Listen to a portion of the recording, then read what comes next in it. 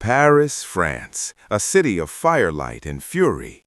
Centuries of ambition carved into narrow streets and grand boulevards. Kings build it, revolutionaries tear it apart. Artists, lovers, and visionaries remake it again and again. And through it all, fiercely proud Parisians, stubborn, passionate, impossible to silence, push history forward with every protest, every masterpiece, every whispered idea that changes the world. Using advanced AI to breathe motion into forgotten engravings and long silent photographs, we won't just tell this story, you'll see it unfold. From the ancient banks of the Seine to the glittering skyline of today, this is the entire history of Paris. Let's begin at the beginning. Before Paris was Paris, it was just a collection of huts on an island. Around 259 BC, a Celtic tribe called the Parisii settles on what's now called the Ile de la Seine, that small island in the middle of the Seine River. They're fishermen, traders, and river people who control a strategic crossing point. The name Parisii possibly means boat people or craftsmen, which tells you everything about how they live. They aren't building monuments or writing philosophy, they're trying to survive. Then, in 52 BC, Julius Caesar shows up. The Romans don't ask permission, they conquer the Parisii during Caesar's Gallic Wars, and the settlement is burned to the ground during the resistance. But Rome rebuilds it, bigger, better with their trademark efficiency. They call it Lutetia, meaning marshy place or mid-water dwelling, not exactly glamorous. Roman Lutetia grows on the left bank of the Seine, and for about 3 centuries it's a proper Roman town. They build an amphitheater that can hold 15,000 people, bathhouses, temples, and the foundations of what will later become the Latin Quarter. The roads are straight, the aqueducts work, and if you're a Roman citizen, life is actually pretty comfortable. But empires don't last forever. By the 3rd century, Germanic tribes are raiding from the north, and Lutetia's residents retreat back to the safety of the Ile de Seine. They build walls, they fortify. The Roman dream is crumbling, and Lutetia is becoming something else, something that needs a new name. That name is about to arrive with a woman who becomes the city's patron saint, just as everything is about to fall apart. The 5th century is chaos. The Roman Empire is collapsing, and barbarian tribes are carving up Europe like a feast. In 451 AD, Attila the Hun and his army are marching toward Lutetia, and the residents are ready to abandon the city entirely. Then a young woman named Geneviève changes everything. According to legend, Geneviève convinces the terrified population to stay and pray instead of flee. Miraculously, or coincidentally, Attila's forces change course and spare the city. Geneviève becomes Sainte Geneviève, the protector of Paris.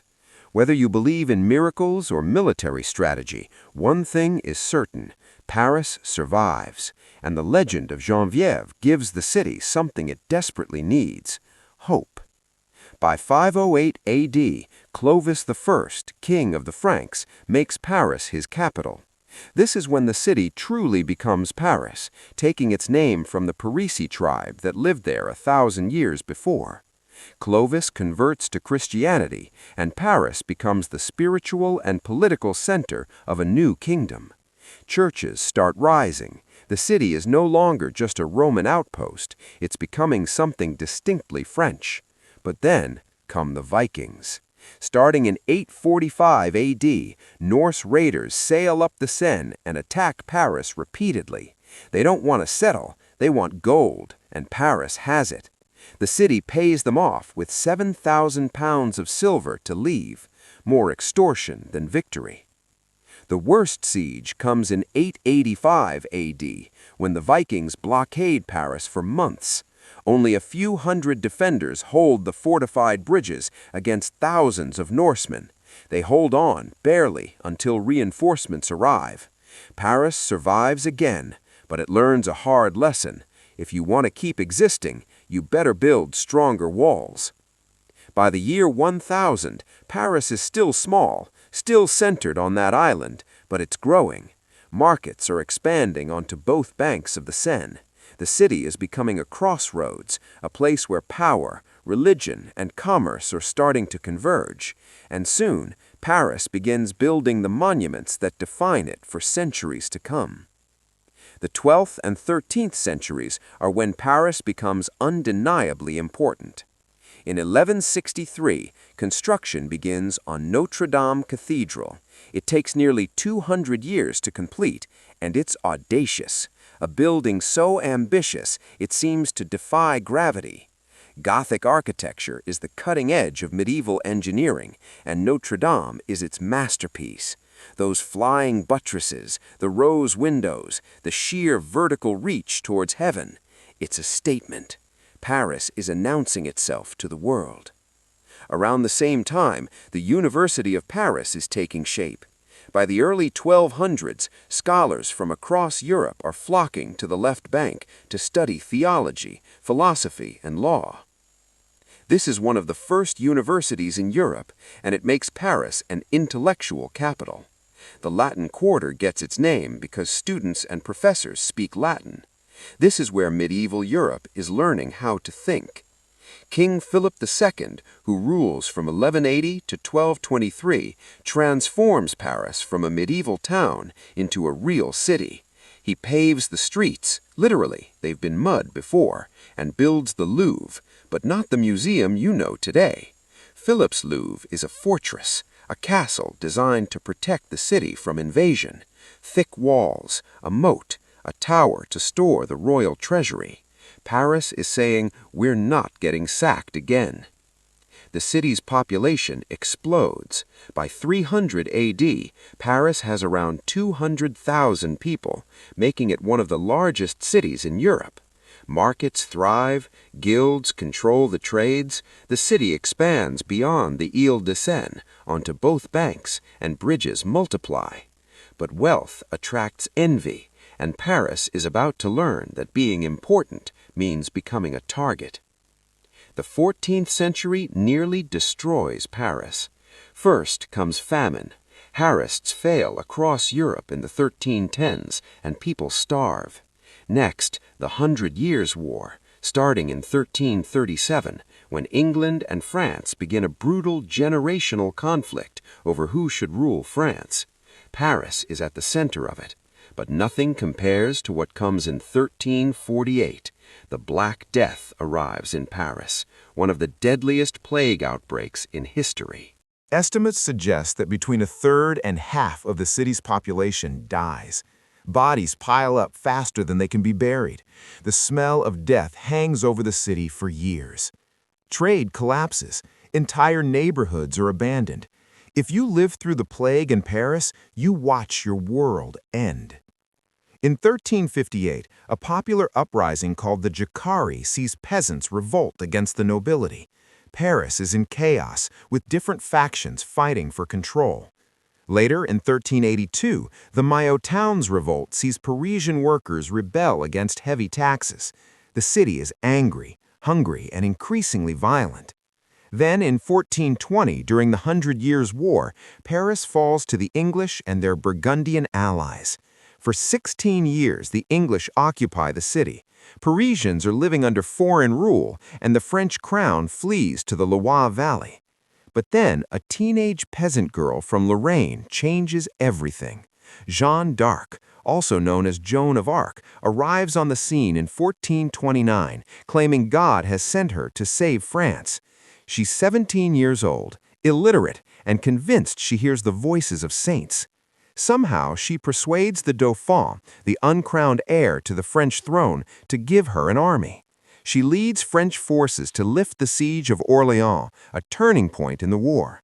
Her presence electrifies the French troops and terrifies the English, who think she's a witch. Joan doesn't liberate Paris directly. An attempt in 1429 fails and she's wounded, but her campaign shifts the momentum of the entire war. The Dauphin is crowned King Charles II at Rheims, and suddenly France has hope again. Joan is captured by the Burgundians in 1430, sold to the English, and burned at the stake for heresy in Rouen in 1431. She's 19 years old, but her impact echoes. Paris is finally liberated in 1436. The war doesn't officially end until 1453, but Paris has already been scarred by over a century of violence, disease, and occupation. By 1500, Paris is recovering, but slowly. The population is rebuilding. The monarchy is reasserting control. The city is exhausted, but it's still standing. And the Renaissance is about to arrive, bringing with it a new kind of transformation. The 16th century brings both beauty and bloodshed to Paris. King Francis I, who rules from 1515 to 1547, brings Renaissance culture from Italy to France. He rebuilds parts of the Louvre, transforming it from a medieval fortress into a Renaissance palace. He invites Leonardo da Vinci to France, who spends his final years there. Art, architecture, and humanism are flourishing. Paris is becoming elegant. But there's a problem. By the 1560s, France is divided between Catholics and Protestant Huguenots, and Paris is fiercely Catholic. Tensions explode on August 24, 1572, during the St. Bartholomew's Day massacre. What starts as an assassination of Huguenot leaders turns into a citywide slaughter. Catholic mobs hunt down Protestants in the streets. Thousands are killed in Paris over several days, with bodies thrown into the Seine. The violence spreads across France, and estimates suggest 70,000 people die nationwide. It's one of the darkest chapters in the city's history. The wars of religion continue for decades, and Paris remains a Catholic stronghold. In 1589, King Henry III is assassinated in Paris, and Henry IV, a Protestant who converts to Catholicism to secure the throne, supposedly says Paris is well worth a mass. He enters Paris in 1594, ending the siege of the city and beginning a slow process of healing. Henry IV tries to rebuild Paris's reputation. He commissions the Pont Neuf, the oldest surviving bridge in Paris, completed in 1607. He lays out the Place de Vosges, one of the first planned squares in the city. Paris is recovering, but religious scars run deep. As the 16th century closes, Paris is exhausted from war, but ready to transform once again, this time into the absolute center of European power. The 17th century is when Paris becomes the capital of European grandeur.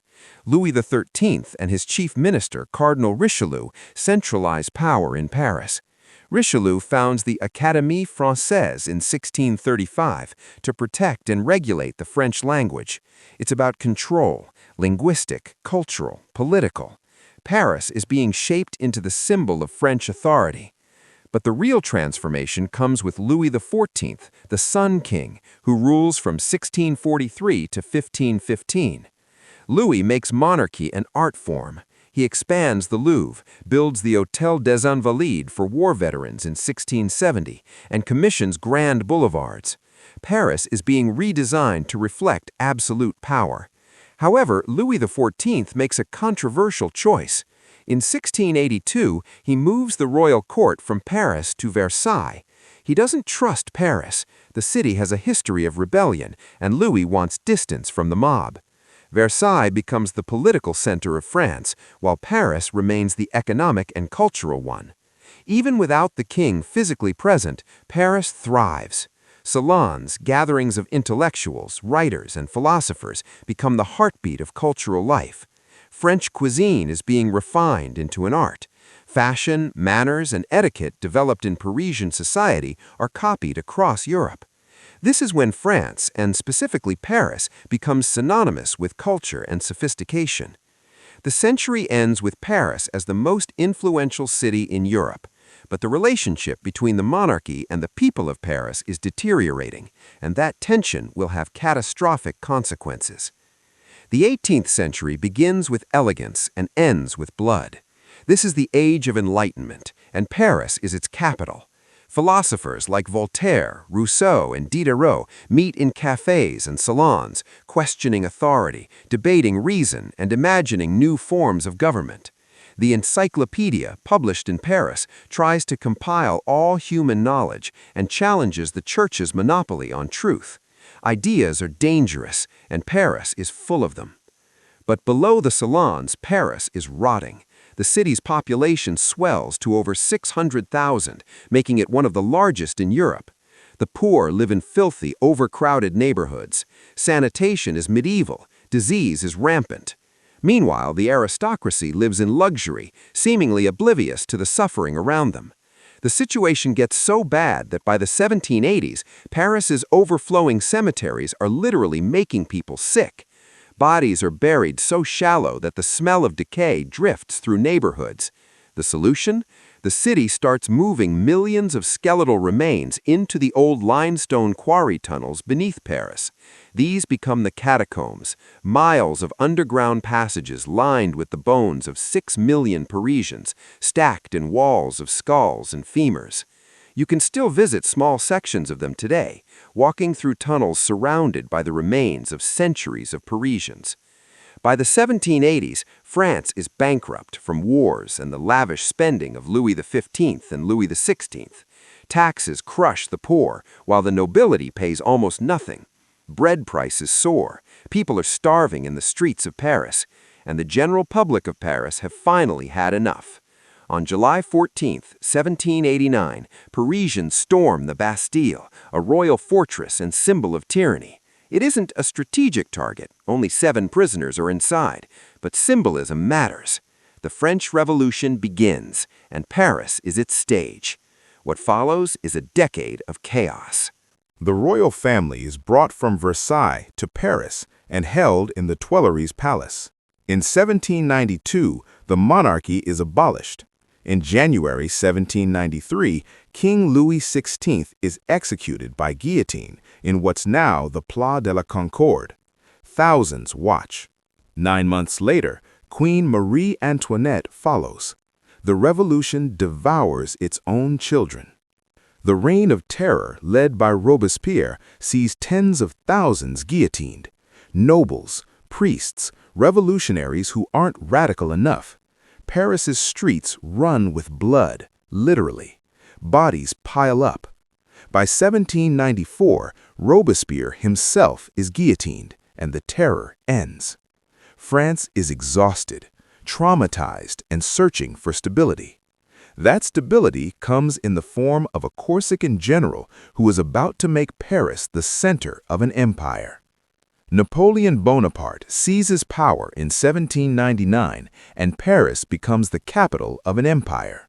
Napoleon is a dictator, but he's also a builder. He understands that greatness requires monuments.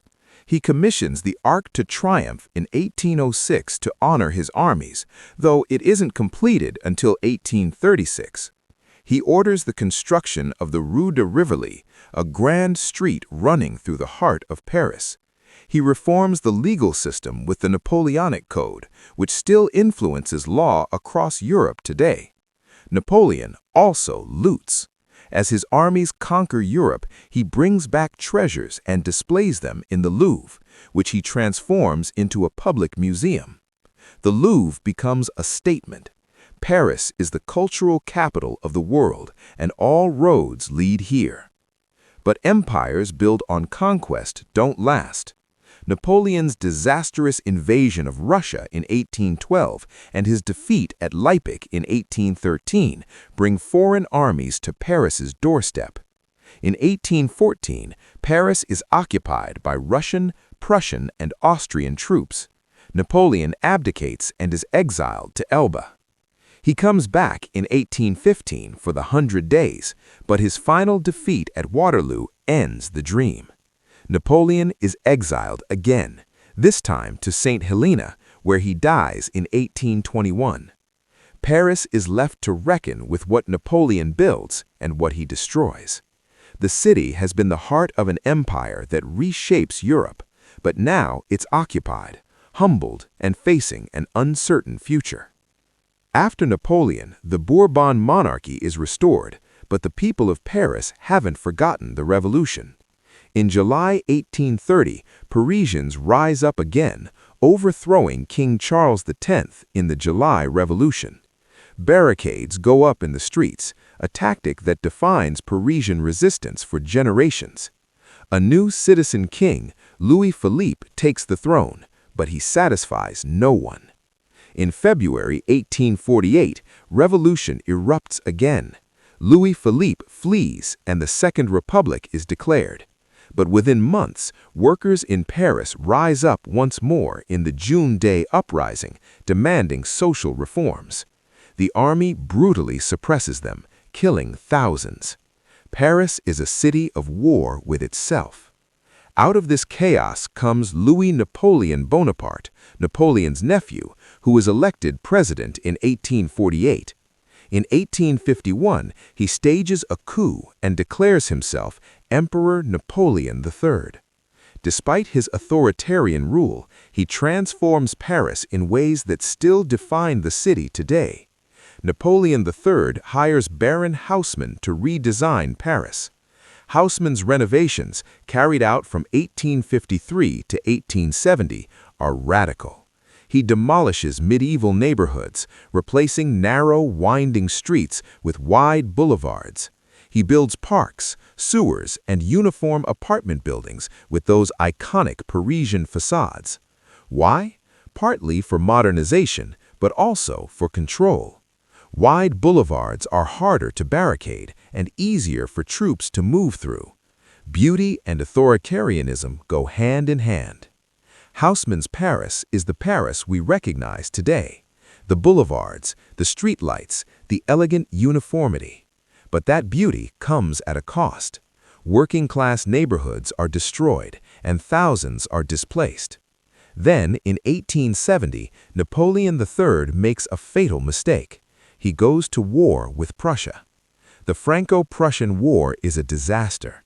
The French are crushed. Napoleon III is captured, and by September 1870, Prussian forces are besieging Paris. The city holds out for 4 months. People eat rats, cats, and even zoo animals to survive. In January 1871, Paris surrenders. But the humiliation has only just begun. In March 1871, after the siege, Parisians refused to accept defeat quietly. Radical workers, revolutionaries, and citizens established the Paris Commune, a short-lived revolutionary government that lasts just 2 months. The communards want social reforms, workers' rights, and direct democracy. They're idealistic, disorganized, and doomed. The French government, based in Versailles, sends in troops. What follows is the Bloody Week in May 1871, one of the most brutal urban battles in history. Government forces kill between 10,000 and 20,000 communards. Prisoners are executed en masse. The communards, in their final days, burn public buildings, including parts of the Tuileries Palace, and set fire to the Hôtel de Ville. Paris is traumatized once again, but from the ashes comes renewal. The Belle Epoque, the beautiful era, lasts from the 1870s to 1914, and it's Paris's golden age of culture. The city becomes the world capital of art, literature, and innovation. The Impressionists, Monet, Renoir, Degas, are painting light itself.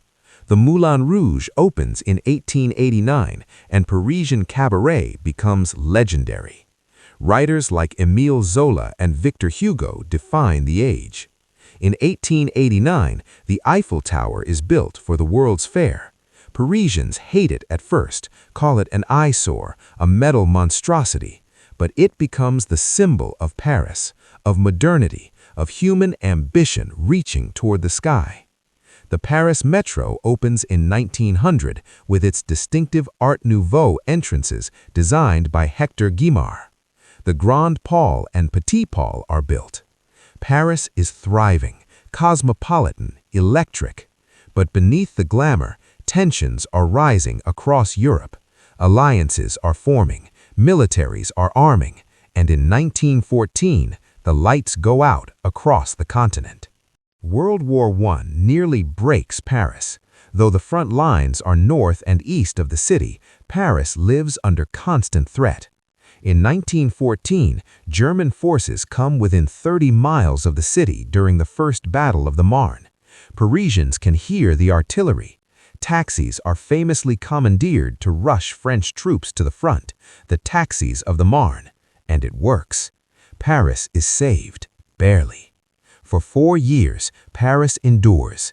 Air raids, rationing, the constant stream of wounded soldiers. The war ends in 1918, and the Treaty of Versailles is signed just outside the city in 1919. France wins, but at a horrific cost. Over 1 million French soldiers are dead. The 1920s bring the Année Folle, the crazy years. Paris becomes the cultural capital of the world once again.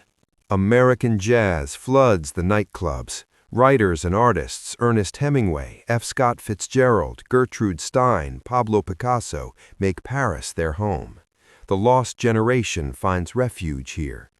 Coco Chanel revolutionizes fashion from her boutique on Rue Cambon, liberating women from corsets and introducing the little black dress, costume jewelry, and Chanel No. 5 perfume. She's making Paris synonymous with modern elegance and style. Paris is alive, electric, and modern. It's the place to be if you're young, ambitious, or running from something. But the party can't last. By the 1930s, economic depression grips Europe. Fascism is rising in Germany, Italy, and Spain.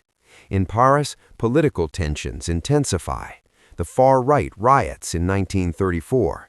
Refugees fleeing persecution begin arriving in the city. In 1939, war returns, and this time, Paris won't be spared. World War II brings darkness to Paris. When Germany invades France in May 1940, the French military collapses within weeks. On the 14th of June 1940, German troops march into Paris.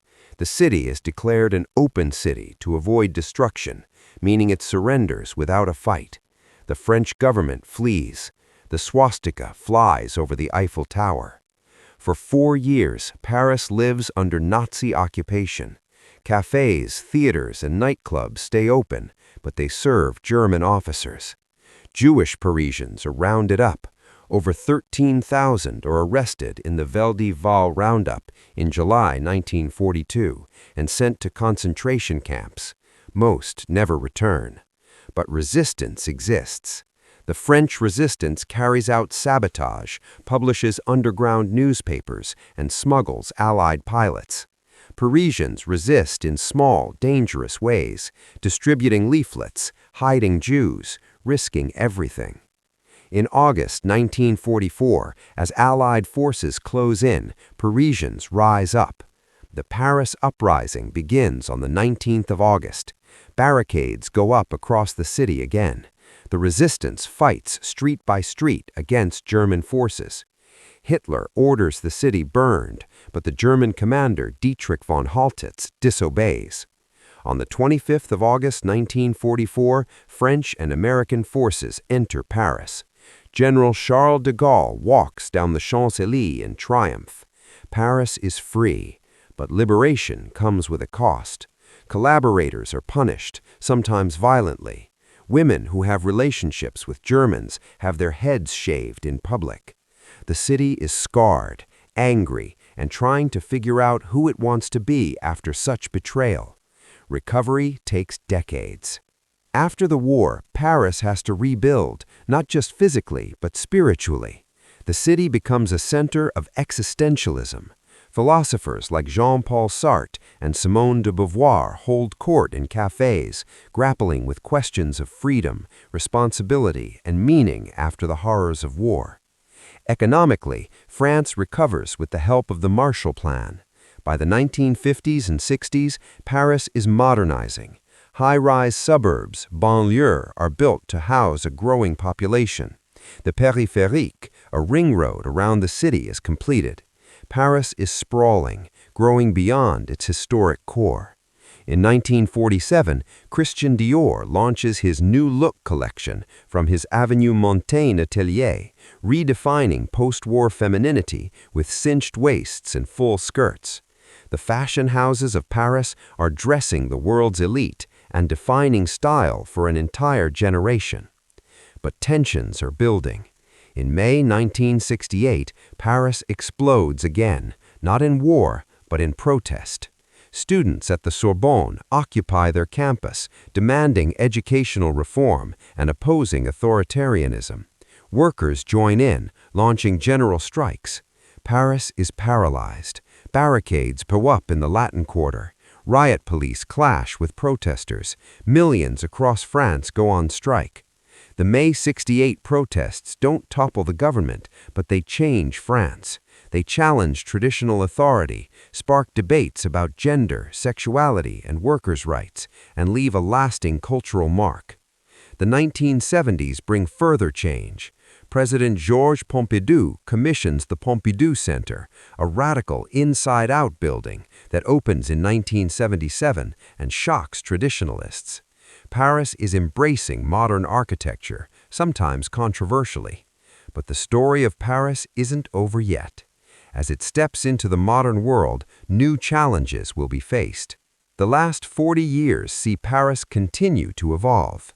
In 1981, François Mitterrand becomes president and launches his Grand Projet, massive architectural projects to mark his legacy. The Louvre Pyramid, designed by I.M. Pei and completed in 1989, is controversial but becomes iconic. The Opera Bastille opens in 1989. The Grande Arche de la Défense, a modern echo of the Arc de Triomphe, is completed the same year. Paris is asserting its place in the modern world. But modernity brings challenges. The banlieues, once symbols of progress, become associated with poverty, unemployment, and tension. Riots erupt in 2005, sparked by the deaths of 2 teenagers fleeing police. Cars burn. The divide between central Paris and its suburbs becomes impossible to ignore. Terrorism strikes Paris hard in the 21st century. In January 2015, gunmen attack the Charlie Hebdo offices, killing 12. Later that year, in November, coordinated attacks across the city kill 130 people. Paris mourns, but it refuses to be broken. In April 2019, Notre Dame Cathedral catches fire. The world watches as the spire collapses. It's devastating. Paris hosts the Summer Olympics in 2024, showcasing the city on a global stage once more. Today, Paris is a city of contrasts. It's a UNESCO World Heritage Site, a global tourism magnet, and a political capital. It's also a city asking what comes next, how to honor its past while facing an uncertain future. But if there's one thing Paris's history teaches us, it's that the city endures. It's been conquered, burned, occupied, and torn apart by its own people, but it always rebuilds. It always survives. So there it is, 2,000 years of Paris, from a Celtic fishing village to the City of Light. We've seen it rise from the ashes of the Roman Empire, survive Viking raids, medieval plagues, and the bloodiest revolution in European history. Paris isn't perfect. Its history is scarred by violence, oppression, and profound darkness. But this city gave the world revolutionary ideas about freedom and human dignity, the belief that people have the right to shape their own future. For better or worse, Paris has never stopped fighting for that. If you enjoyed this journey through time, please hit that like button and subscribe for more deep dives into our world's most fascinating cities. There's so much more to explore. And as always, we'll see you in the past.